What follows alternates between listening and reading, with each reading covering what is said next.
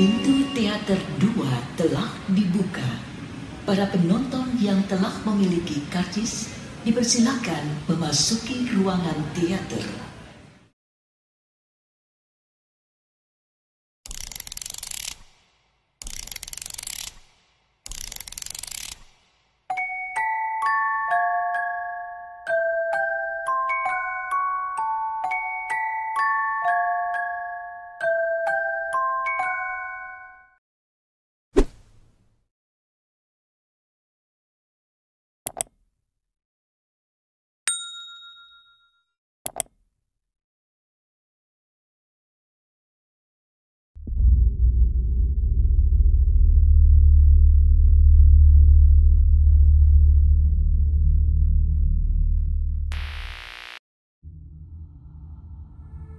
Maya masih belum ditemukan, meski sudah dicari di sekitar tiang kayu yang Bian yakini terakhir kali tubuh Maya masih tergeletak di sana.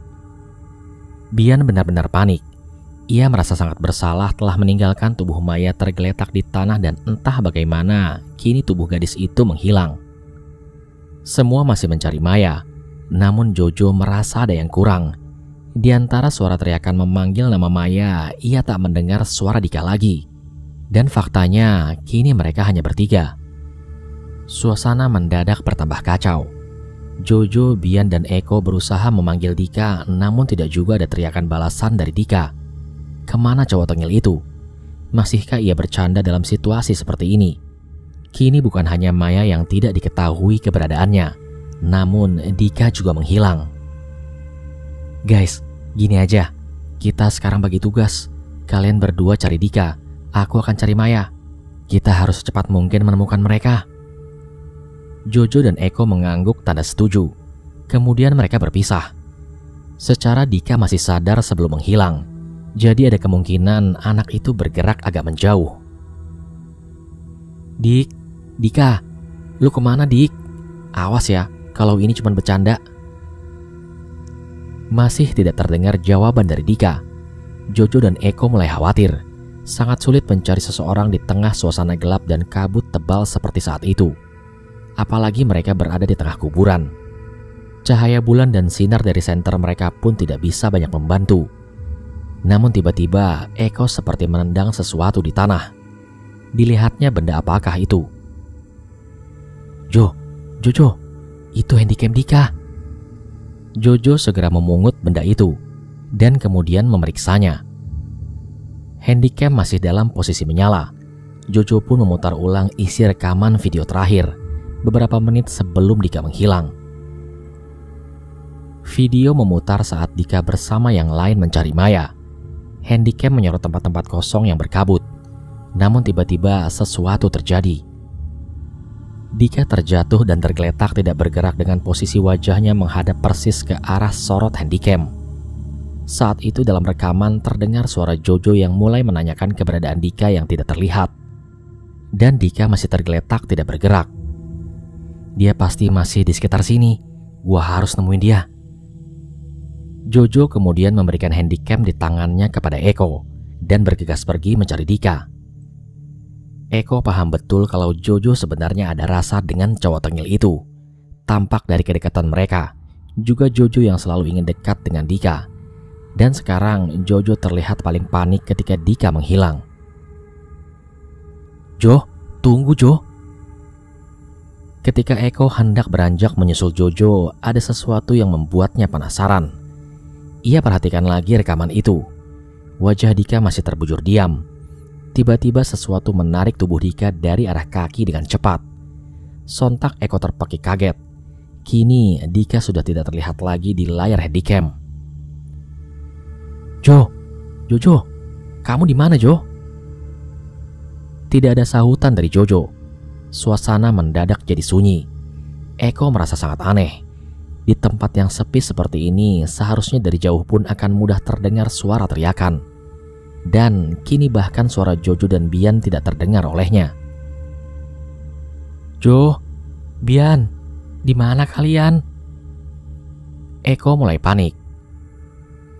Jangan tinggalin aku dong. Suaranya kini merendah seperti merajuk. Eko jelas ketakutan ditinggal sendirian. Ia paling tidak bisa ditinggal sendiri. Makanya ia selalu menempel Jojo kalau berada di tempat sepi. "Guys, kalian di mana?" Suaranya bergetar selaras dengan tubuhnya yang gemetar. Dan tiba-tiba terdengar suara tawa perempuan yang sangat menyeramkan.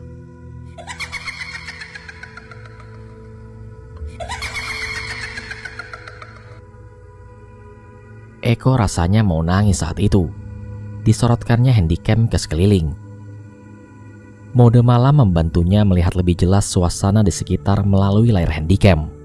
Akan tetapi masih tidak nampak siapapun. Tiba-tiba ada yang mencengkram pundaknya dari belakang. Eko sontak kaget dan refleks membalikkan badan. Bukan Jojo atau Bian yang saat itu berada di belakangnya, melainkan seorang perempuan dengan rambut panjang acak-acakan dan seringai bibirnya yang menakutkan. Eko bergidik saat menyadari bahwa kuku tangan perempuan di depannya itu panjang dan runcing. Dan yang lebih mencengangkan, perempuan itu melayang tidak menyentuh tanah. Sontak Eko lari tunggang langgang menuju pintu keluar. Beberapa kali ia terjatuh menabrak nisan, namun akhirnya berhasil juga keluar dari makam dan langsung masuk ke dalam mobil. Nafasnya tersengal-sengal, jantungnya berdegup kencang sementara badannya bergetar hebat. Namun belum juga habis rasa takut Eko, tiba-tiba di sebelah Eko sudah duduk sosok pocong dengan rongga mata kosong penuh belatung. Kembali Eko lari ketakutan. Ia kabur meninggalkan mobil menuju ke arah hutan di seberang kuburan. Sementara itu di tengah makam, Jojo masih belum menemukan keberadaan Dika. Di saat ia mulai lelah dan frustasi, tiba-tiba ia melihat Dika duduk di atas sebuah nisan membelakanginya. "Dika?" Jojo bergegas menghampiri Dika. Ada perasaan senang akhirnya menemukan cowok itu. Namun ketika sudah hampir dekat, perasaannya mulai gamang. Ada sesuatu yang aneh. Jojo melambatkan langkahnya. "Dika?" Dika masih tidak bergerak. Diam duduk di atas nisan membelakangi Jojo. Kenapa Dika hanya diam saja? Ada rasa khawatir dan takut bergejolak saat itu. Dan begitu sudah berada di belakang Dika, Jojo hati-hati menyentuh pundak cowok itu. Dan Dika kemudian menoleh ke arah Jojo. Jojo tersentak kaget.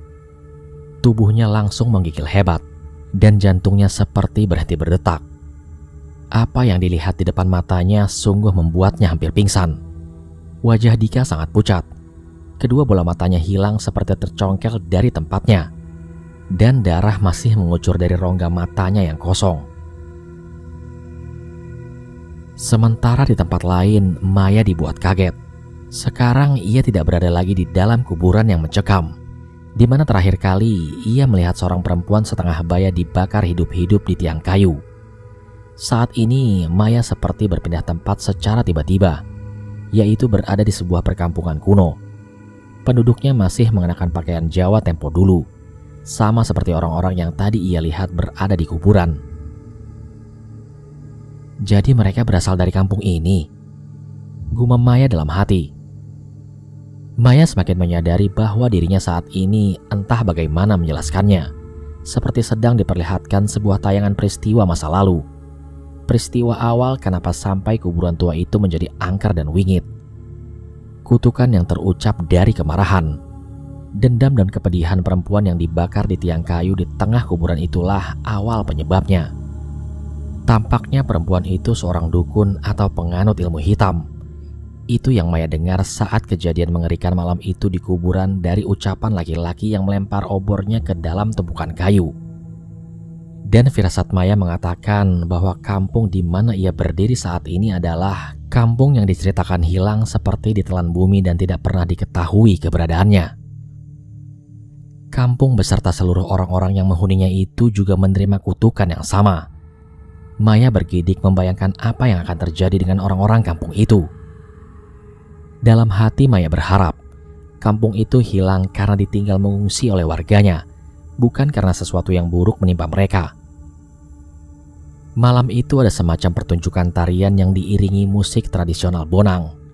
Suasana sangat ramai sekali. Semua penduduk kampung sepertinya berkumpul di pelataran balai desa. Penerangan masih menggunakan cahaya obor yang ditempatkan di setiap sudut di sekeliling pelataran.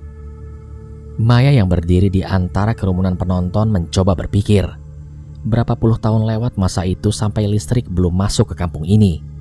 Atau setidaknya lampu dengan sumber dari aki pun belum ada juga. Tiba-tiba pemandangan yang tampak di depan mata Maya seperti bergerak dengan cepat. Seakan sebuah tayangan film dari DVD yang di-forward maju sampai kemudian berhenti pada saat terjadi kepanikan di area pertunjukan. Suasana saat itu sangat kacau.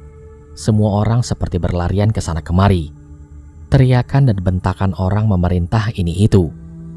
Jeritan-jeritan histeris para perempuan serta tangisan anak-anak menambah gaduh malam itu. Maya jadi merasa ikut panik dan bingung meski ia tidak benar-benar berada di tempat itu. Tetapi apa yang kemudian ia lihat di depan matanya sungguh membuat Maya dicekam kengerian. Orang-orang itu tanpa sebab yang jelas tiba-tiba terbakar tubuhnya. Mulai dari kedua mata mereka yang tiba-tiba berubah menjadi merah seperti bara api. Kemudian tidak berselang lama menjadi nyala api di kedua mata itu. Mereka berteriak, menjerit dan ada yang berguling-guling menahan sakit yang tidak terperi. Maya sampai terpekik ngeri tak mampu melihat pemandangan di depannya. Kejadian selanjutnya adalah api tersulut membakar seluruh tubuh mereka. Api yang membakar tubuh mereka kemudian merembet dengan cepat ke rumah-rumah yang rata-rata masih berdinding bambu. Angin yang tiba-tiba berhembus cukup kencang membuat api semakin berkobar dan menjalar sangat cepat sampai membakar seluruh rumah dan bangunan di kampung itu. Maya bergidik menyadari apa yang terjadi pada penduduk kampung itu. Mereka semua beserta rumah dan seluruh yang ada di sana hangus terbakar menjadi abu. Bertahun-tahun kemudian, tempat itu mulai ditumbuhi pepohonan, sampai akhirnya menjadi bagian dari hutan di sekitarnya. Kampung itu terlupakan, hilang dan tidak pernah diketahui lokasi keberadaannya sampai sekarang.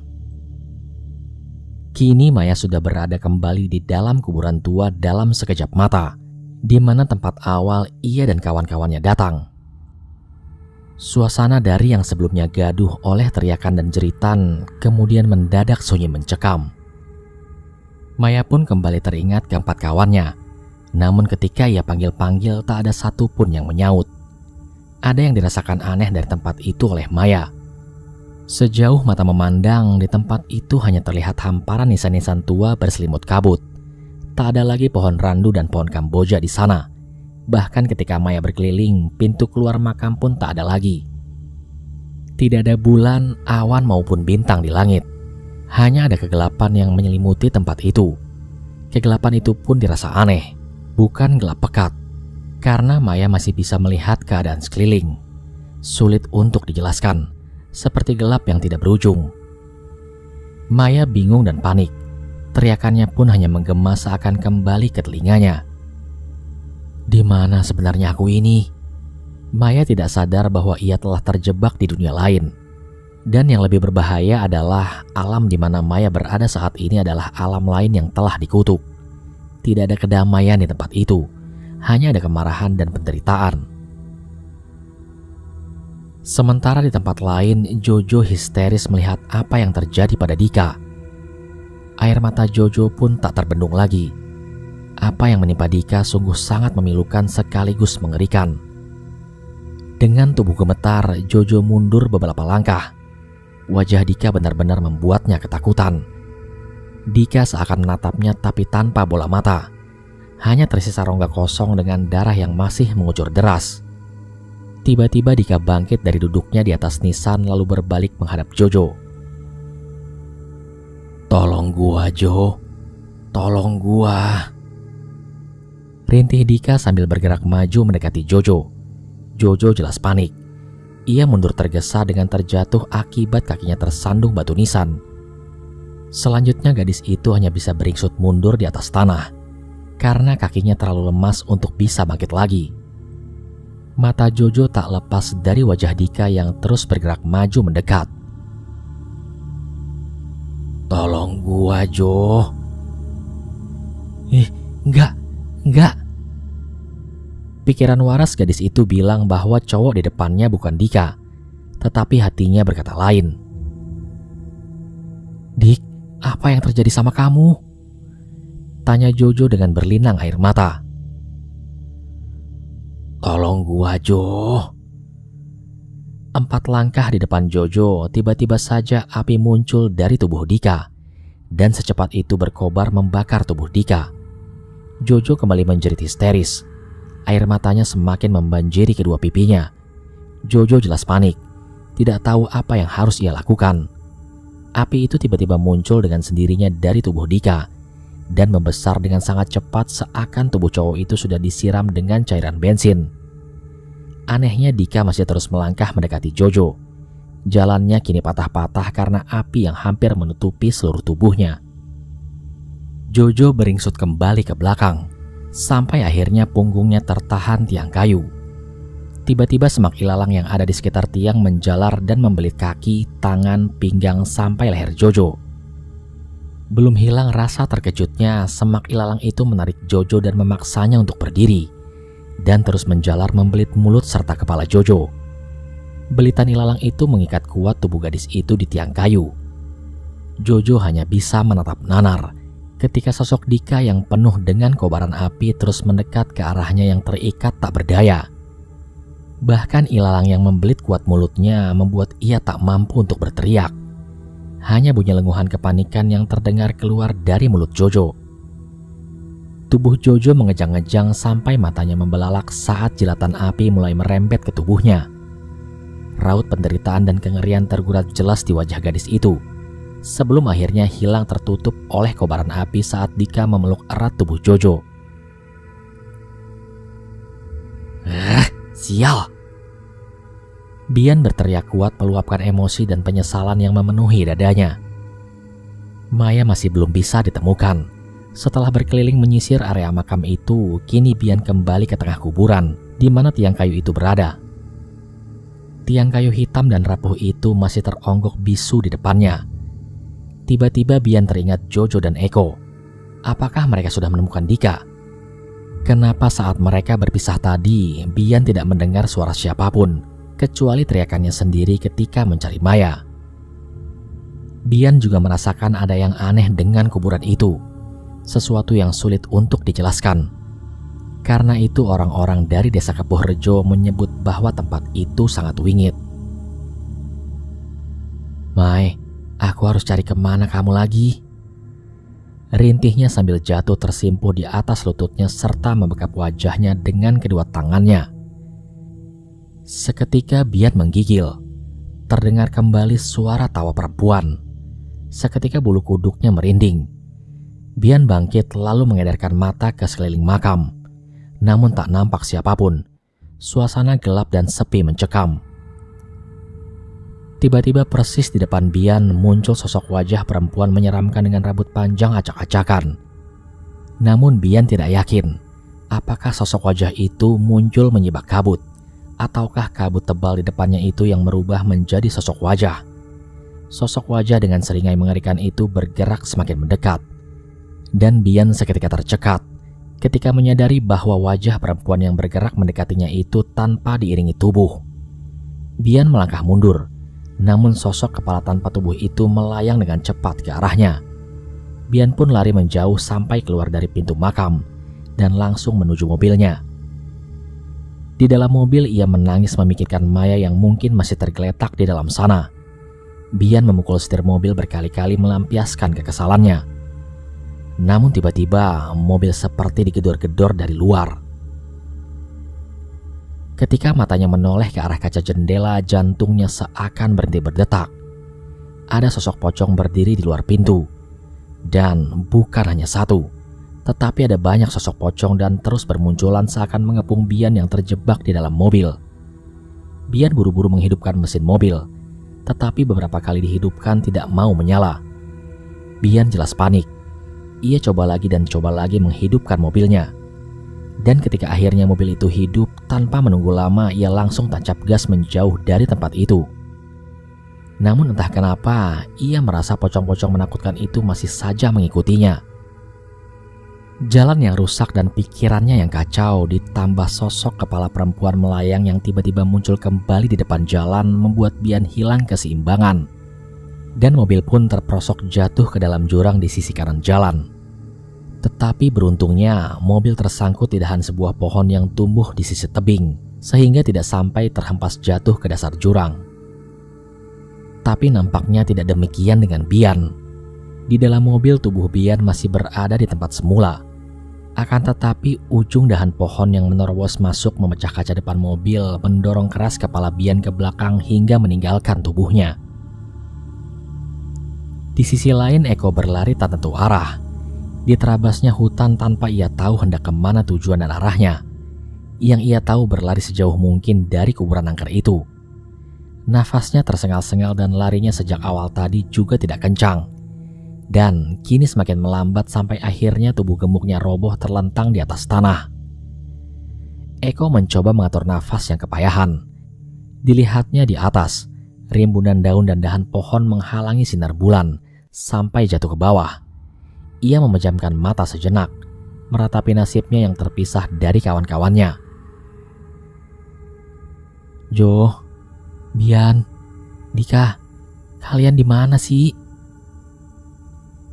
Dan ketika ia membuka mata, kembali bukan dahan dan rimbunan dedaunan yang ia lihat, namun sosok wajah perempuan seringai menyeramkan yang tadi muncul di kuburan. Eko ingin berteriak, namun suaranya seperti tersangkut di kerongkongan. Hanya bunyi seperti suara tercekik yang keluar dari mulutnya. Sementara itu tubuhnya terasa kaku seakan terikat oleh sesuatu di tanah, sehingga sulit untuk digerakkan. Perempuan itu mengambang sejajar 3 jengkal persis di atas tubuh Eko yang terbujur kaku. Kepala perempuan itu bergerak-gerak aneh dan rambutnya yang panjang melambai-lambai ke segala arah. Tiba-tiba dari mulutnya menjulur lidah yang panjang dan berlendir menjijikkan, menjilati wajah Eko mulai dari dagu hingga ke arah mata. Eko hampir muntah mencium bau busuknya. Eko menggigil hebat saat kedua tangan perempuan itu bergerak menuju ke mukanya, lalu membelai-belai wajahnya dengan kukunya yang runcing dan panjang. Sebelum akhirnya kedua jari kuku perempuan itu menghujam ke dalam kedua mata Eko.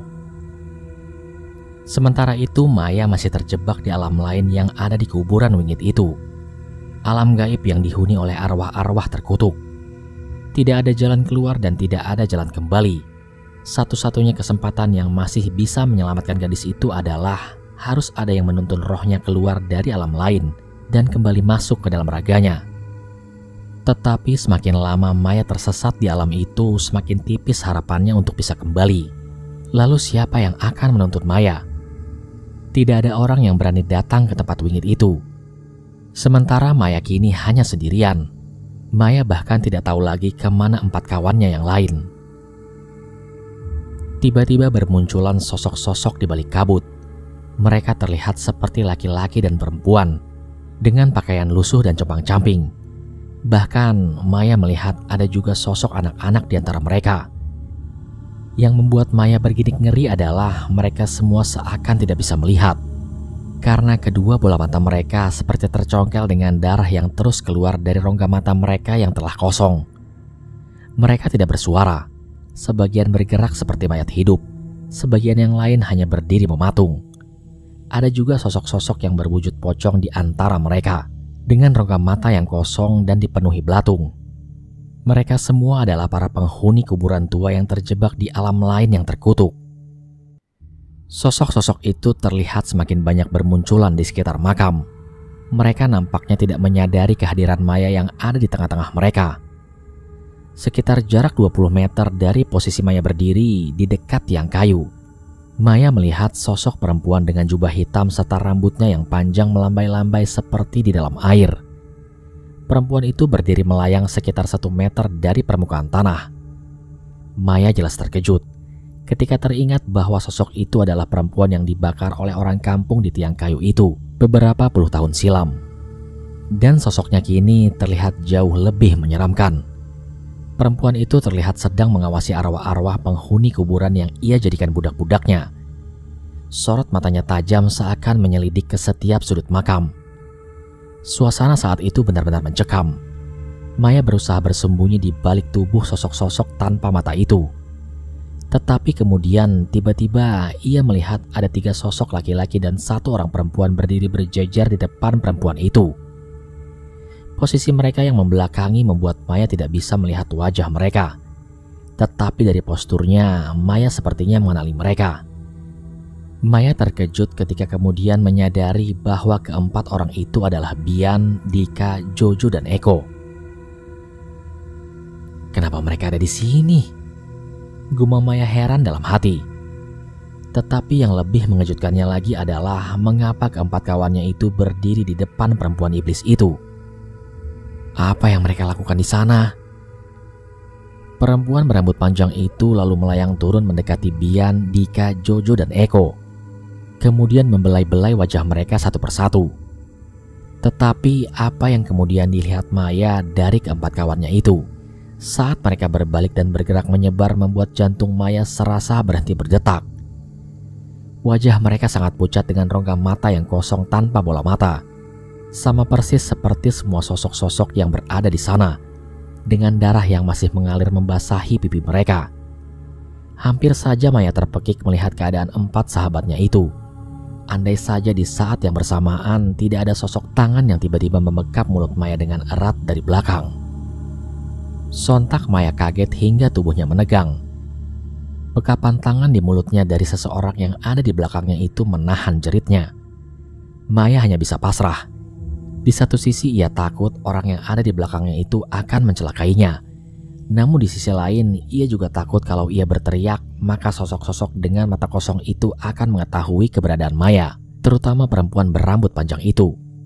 Jantung Maya berdetak dengan cepat saat orang yang ada di belakang Maya kemudian berjalan perlahan melewati sampingnya dan berhenti tepat di depan Maya. Orang itu ternyata adalah Jarwo. Maya terkejut kenapa Jarwo bisa ada di sini. Namun sebelum ia sempat bertanya, Jarwo sudah memberikan isyarat agar Maya tidak bersuara, sambil menunjuk ke arah perempuan berambut panjang yang berada di dekat tiang kayu. Selanjutnya Jarwo menggandeng tangan Maya dan mengajaknya pergi menjauh. Mereka berjalan beriringan menjauh dari perempuan berambut panjang itu, sambil berusaha menghindari jangan sampai bersinggungan dengan sosok-sosok bermata kosong. Di tengah mereka berjalan, tiba-tiba Jarwo dan Maya berpapasan dengan Bian. Seketika Jarwo menghentikan langkahnya diikuti oleh Maya. Dengan jari telunjuknya, Jarwo memberikan isyarat agar Maya tidak bersuara dan juga tidak bergerak. Bian seperti mengendus-ngendus seakan mengenali mereka. Jarak mereka yang cukup dekat membuat Maya tak kuasa meneteskan air mata melihat kondisi Bian. Kalau saja Jarwo tidak menggenggam erat tangan Maya, mungkin gadis itu sudah langsung memeluk Bian. Beberapa saat kemudian Bian berlalu. Jarwo kembali menggandeng Maya berjalan beriringan. Jarwo sepertinya tahu kemana mereka hendak pergi. Sampai kemudian mereka berhenti di suatu tempat, di mana Maya melihat putaran kabut bergulung-gulung dengan cahaya terang di tengahnya. Itu adalah pintu keluar dari alam lain. Kamu harus pulang, Mai. Di sini bukan tempatmu. Mata Maya berbinar mengetahui akhirnya ia bisa keluar dari tempat seram itu. Tetapi wajahnya berubah murung ketika teringat keempat sahabatnya. Tapi bagaimana dengan Bian, Jojo, Dika, dan Eko? Bisakah mereka juga ikut keluar dari sini? Jarwo menggeleng pelan. Kamu lihat kan mata mereka? Mereka sudah menjadi bagian dari tempat ini, Mai. Maaf. Tak kuasa air mata Maya pun mengalir. Keempat sahabatnya itu telah menjadi korban arwah perempuan iblis penguasa kuburan. Dan itu membuat hatinya merasa sangat kehilangan. Buruan, Mai. Kamu harus segera keluar dari sini. Waktu kamu gak banyak lagi. Maya mengusap air mata yang membasahi pipinya. Ayo, Wo. Kita pergi dari sini sama-sama. Enggak, Mai. Kamu pulanglah. Aku hanya bisa mengantarmu sampai sini. Maksud kamu apa, Wo? Kita bisa keluar dari sini bersama-sama. Jarwo menggeleng sambil tersenyum. Ada butiran air jatuh dari sudut matanya. Betapa ingin Jarwo lebih lama bersama gadis itu. Tetapi waktu semakin sempit. Dan Maya harus segera keluar sebelum gerbang itu tertutup. Pulanglah, Mai. Aku harus menggantikan kamu di sini. Maya terkejut dengan ucapan Jarwo. Namun sebelum ia sempat protes, Jarwo sudah mendorongnya masuk ke dalam pusaran kabut. Maya termenung di atas pembaringan sebuah kamar di rumah sakit. Sudah 2 hari gadis itu tergeletak di sana. Kondisi kejiwaannya masih belum stabil. Gadis itu ditemukan oleh penduduk desa Kepuhrejo tergeletak di luar tak jauh dari kuburan tua.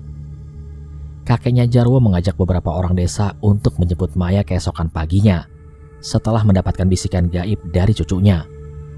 Kebetulan kakek Jarwo memang dikenal memiliki ilmu linui. Tetapi walaupun begitu, tetap tidak mudah bagi kakek Jarwo meyakinkan orang desa agar mau mendatangi tempat terkutuk itu. Dari 4 orang yang diajak, hanya 2 yang akhirnya bersedia. Itu pun terpaksa karena mereka merasa punya hutang budi kepada kakek Jarwo. Saat tiba di lokasi, mereka berdua heran melihat gadis itu tergeletak tak sadarkan diri di bawah pohon di tepi jalan. Tetapi tidak demikian dengan kakek Jarwo. Apalagi setelah mata batinnya melihat seorang kakek berdiri tak jauh dari Maya yang tergeletak. Dan sorot mata kakek itu mengisyaratkan untuk segera membawa gadis itu pergi jauh dari tempat itu. Kakek Jarwo bisa merasakan bahwa sosok kakek di depannya itulah yang telah menyelamatkan jasad Maya keluar dari kuburan wingit itu. Siapa sebenarnya sosok kakek itu? Kakek Jarwo juga tidak mengenalnya, dan ia tidak punya banyak waktu untuk bertanya karena ia harus secepat mungkin membawa Maya keluar dari wilayah terkutuk itu. Mereka sudah aku ingatkan untuk tidak datang ke tempat ini. Suara parau itu terdengar di kepala kakek Jarwo ketika tubuh Maya sudah diangkat oleh kedua orang yang menemaninya. Ia tahu sosok kakek di depannya lah yang berbicara. Meski bibirnya tidak nampak bergerak, hanya sorot matanya yang tampak berbicara. Kakek Jarwo menganggukkan kepala kepada sosok kakek di depannya itu, sebagai isyarat ucapan terima kasih sekaligus pamit, karena mereka hendak kembali ke desa membawa tubuh Maya. Kakek misterius itu tersenyum kemudian diikuti sosoknya yang memudar perlahan dan menghilang. 2 hari ini yang dilakukan Maya hanya termenung. Kadang-kadang ia masih juga sering menangis sendiri saat teringat kembali sahabat-sahabatnya yang telah pergi. Bian, Jojo, Dika, Eko, dan Jarwo. Matanya berkaca-kaca teringat Jarwo yang telah menyelamatkan dirinya. Jarwo mengalami musibah kecelakaan yang merenggut nyawanya ketika motor yang dikendarainya menghantam lubang di tengah jalan setelah menghindari tabrakan dengan mobil pick-up. Dan sebuah pohon di tepi jalan telah mematahkan lehernya. Jarwo lah yang telah menuntut Maya keluar dan menggantikan posisi Maya berada di alam terkutuk itu. Secari kertas berisikan tulisan tangan Jarwo tadi pagi diberikan oleh teman Maya kala teman kuliahnya menjenguk Maya di rumah sakit. Surat itu masih saja terus Maya genggam. Surat itu terselip di kantung jaket mayat Jarwo, dengan sebuah tulisan di atas amplopnya teruntuk Maya. Maya sudah membaca surat itu, dan itu membuat hatinya sedih. Dalam surat itu, Jarwo mengungkapkan isi hatinya kepada Maya, bahwa sejak pertama mereka bertemu, Jarwo sudah jatuh hati kepada Maya. Jarwo cowok yang baik dan sopan di mata Maya. Ia selalu siap membantu Maya kapanpun dan dimanapun, ketika Maya sedang membutuhkan bantuan. Dan Jarwo tidak pernah sekalipun mencuri-curi kesempatan mendekatinya, walau kadang kesempatan itu ada. Jarwo terlalu kuat memendam perasaannya. Isi surat itu seakan-akan ucapan perpisahan Jarwo kepada kekasih bayangannya, seperti sebuah firasat kalau saat itu akan menjadi pertemuan terakhir mereka. Dan siapa sangka kalau pertemuan terakhir Jarwo dan Maya terjadi di alam lain. Tidak mengapa, Mai. Aku cukup melihatmu dari jauh. Asal kamu bahagia, aku di sini juga bahagia. Itu adalah kata-kata terakhir dari isi suratnya. Air mata kembali menetes dari kedua sudut mata Maya. Digenggamnya kertas surat itu erat-erat. Jarwo mungkin merasa lega, karena pada akhirnya ia bisa mengungkapkan isi hatinya yang selama ini ia pendam kepada Maya. Entahlah. Yang pasti, kini Jarwo membawa perasaan hatinya itu ke dalam keabadian.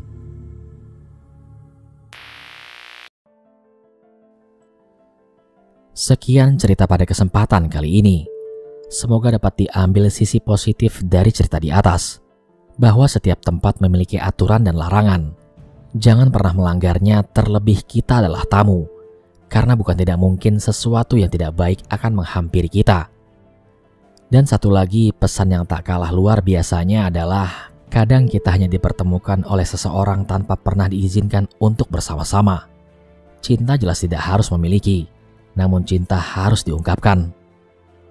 Terima kasih kepada Mas Ahyat Zek yang sudah mengizinkan saya untuk membacakan kisah ini di channel Mereka Ada. Dan tak lupa ucapan terima kasih kepada teman-teman yang sudah menyimak cerita ini dari part 1 sampai part 4. Sampai di sini dulu perjumpaan kita kali ini.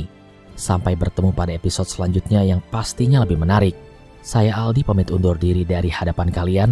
Wassalamualaikum warahmatullahi wabarakatuh.